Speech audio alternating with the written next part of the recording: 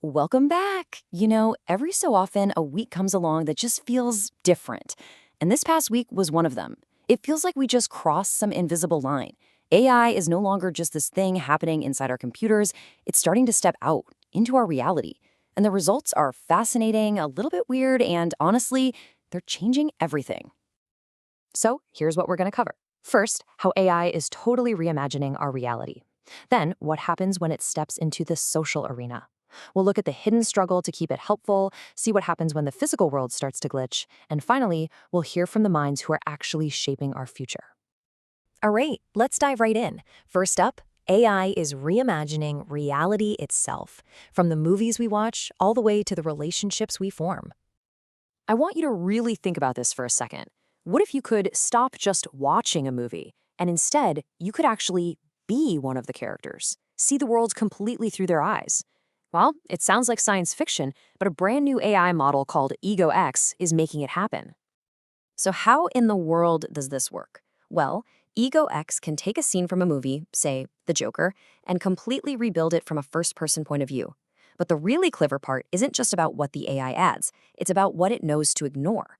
It uses this technique called geometry-guided self-attention to teach itself where not to look so it can focus on what really matters.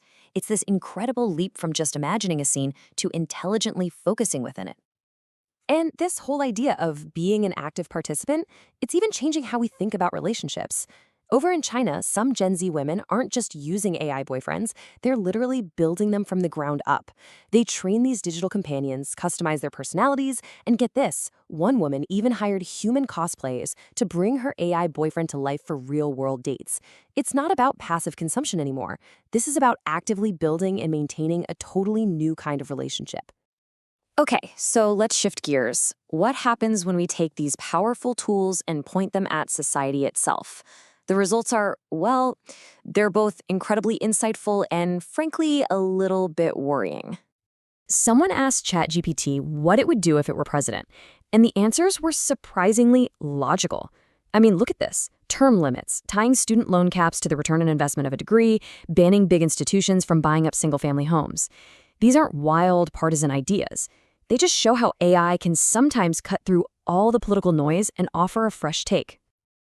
But, and this is a big but, AI is not some magic bullet for our problems. A new study from Anthropic makes it pretty clear that AI often just acts like a mirror, reflecting the world it was trained on, biases and all.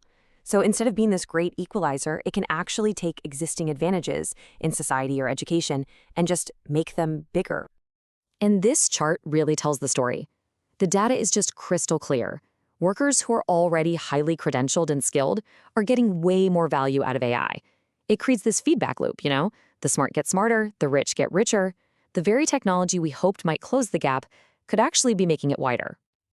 So with all this power, how do we keep these incredibly complex systems on track?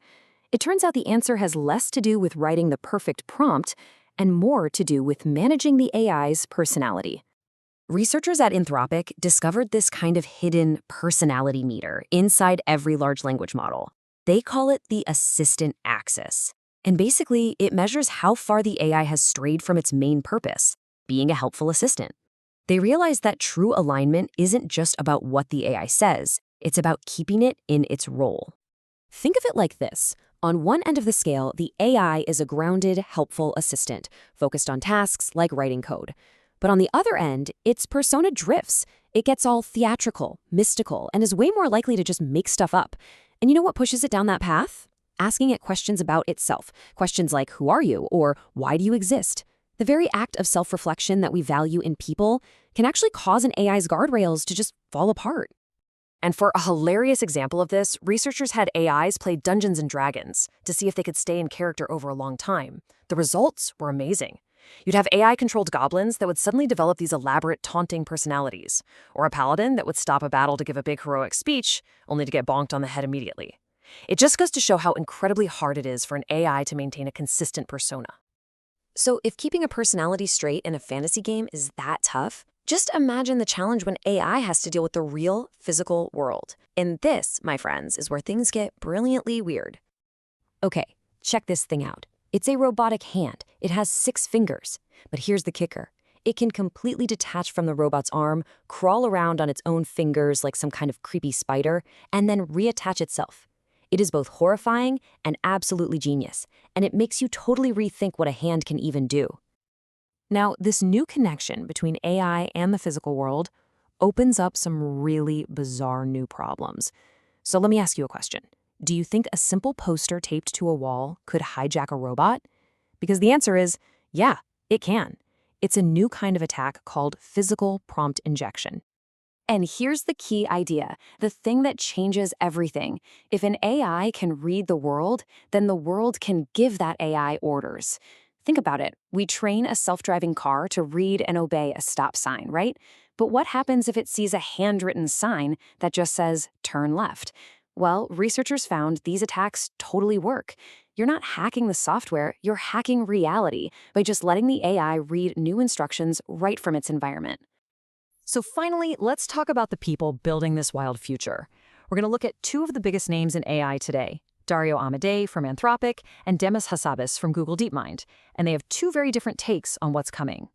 Dario Amodei sees an insane acceleration just around the corner. He believes that once AI gets really good at coding and doing its own research, it's just going to start building the next generation of AI by itself. And that creates this recursive loop where each generation is faster and smarter than the last. He thinks progress is about to happen way, way faster than our human brains can really grasp. But then you have Demis Hassabis, who kind of taps the brakes a little. He makes a really important point. Progress in really complex fields like science isn't just about being super intelligent.